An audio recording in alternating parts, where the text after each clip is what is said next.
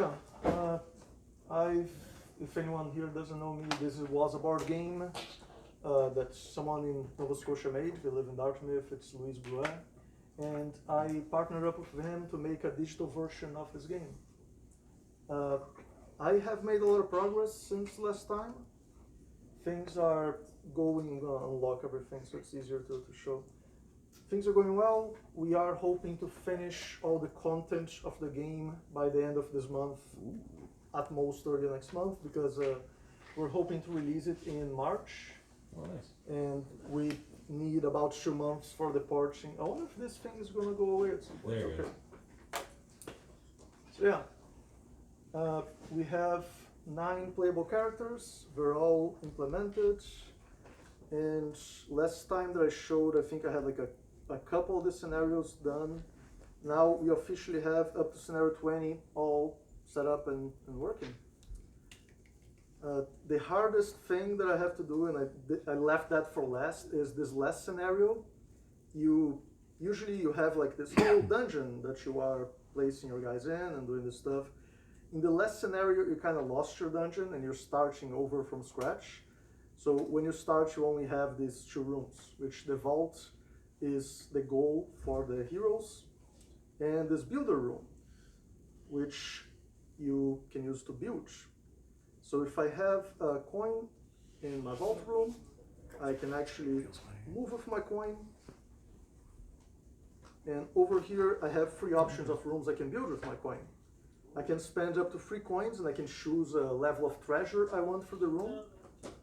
So if I use my activation, now I can choose which room I would like to build. It's like maybe I would like a graveyard. So now I can choose where I would like to build my graveyard, and then which rotation I would like, because that will change where I can build next. I can also go back, like actually I would like to build a forge. Okay. Or maybe I would like to build a library. So that was something that also calculating where to place the camera without messing up where the cards are and everything. That was something I was avoiding as well. And that room now works as any other room. I guess I did not think about that. So the mage is trying to enter in a room that has a symbol of an eye, which we don't have yet.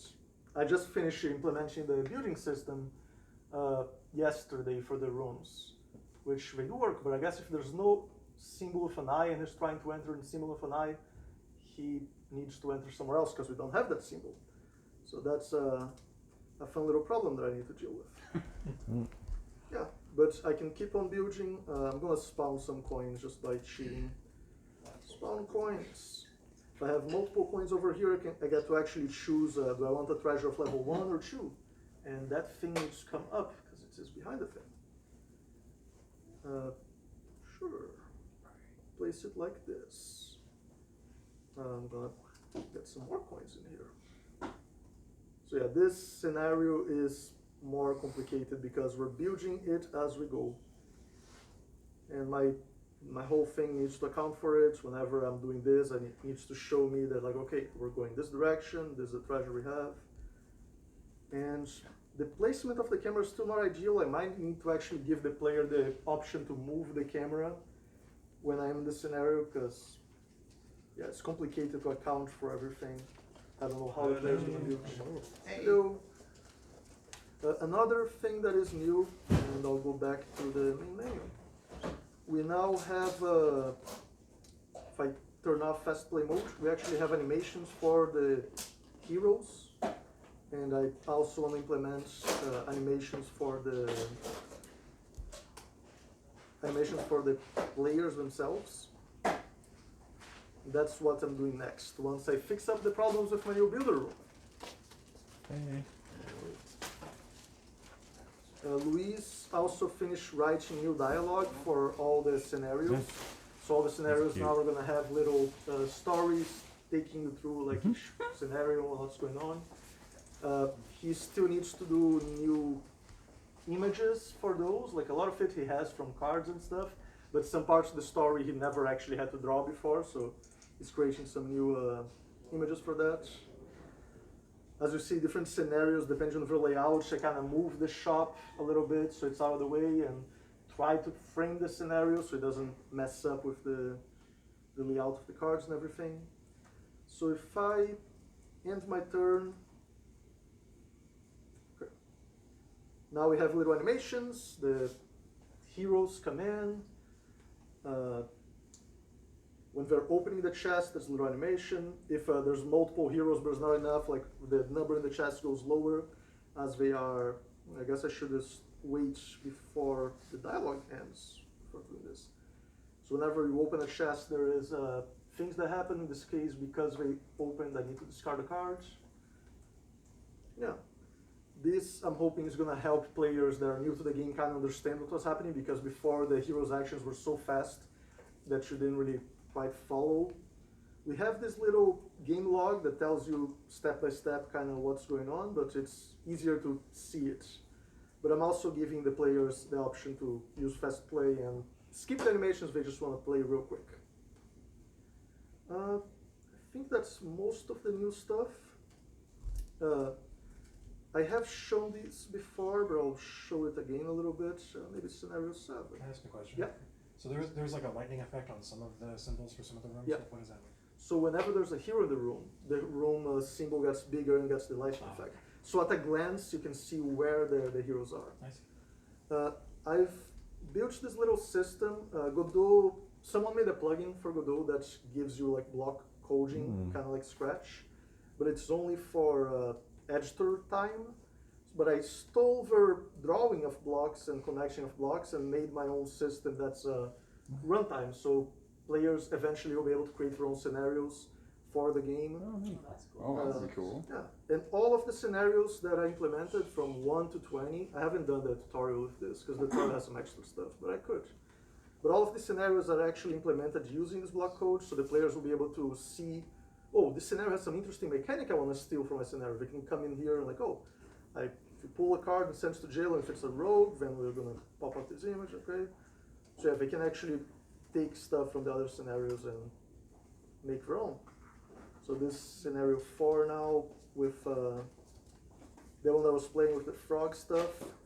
The frogs in the scenario were actually treated as enemies, and you can actually attack the monsters and be attacked by monsters. So if you want to do something like that, you can say, oh, when a game elements type is created, we're going to check, is this a frog? Well, if it is, we're going to set can be attacked to monsters by through, can attack monsters through, and you can do this kind of things. Yeah. And you can also change your dialogue. The whole dialogue manager is available in here to be changed. The dialogue, I still have my old file, so it's not built into the block code, so I can see it here. But yeah, there's some scenarios that get pretty crazy. Scenario 13, maybe some scenarios monsters actually become heroes as well, and you have to fight them. But all of these can be done with these blocks that just say set variables. So I can say set element is hero to true, is monster, has a shared control, can attack monsters. Can change all of these and it will respect that in the game. I have 1 minute left if anyone has any questions. Yeah. That's basically, wait a minute, you basically copied Scratch. Yeah, it's essentially like Scratch, and you can use it to create new scenarios. This is the dialogue editor. I opened the file itself for the dialogue, so. Is this going to be like an advertised feature, or just something you're just going to include as like a little sweetener It's extra? going to be an advertised feature eventually, probably not a release, but we're going to release an update at some point, like now with Steam Workshop, and people can create their Oh, own yeah, that's scenarios. right. Yeah. So That's you're really gonna, neat. Make it very easy for people to like mod. Exactly. Right. Yeah. That's very cool. you just added the new like building system. Are you gonna use that for like the map design as well? No, I think I'll have the map design inside of the block code. Okay. So I have these blocks over here that I made a like scenario info, so I can like scenario title. I'm probably gonna have one of these for scenario layout and like with drop downs, like, oh, this is gonna be whatever room. Like, yeah. Okay. It's just gonna be easier to just keep all of the scenario information in one place other than, yeah. Okay, that is it, and that is my time. Thank you.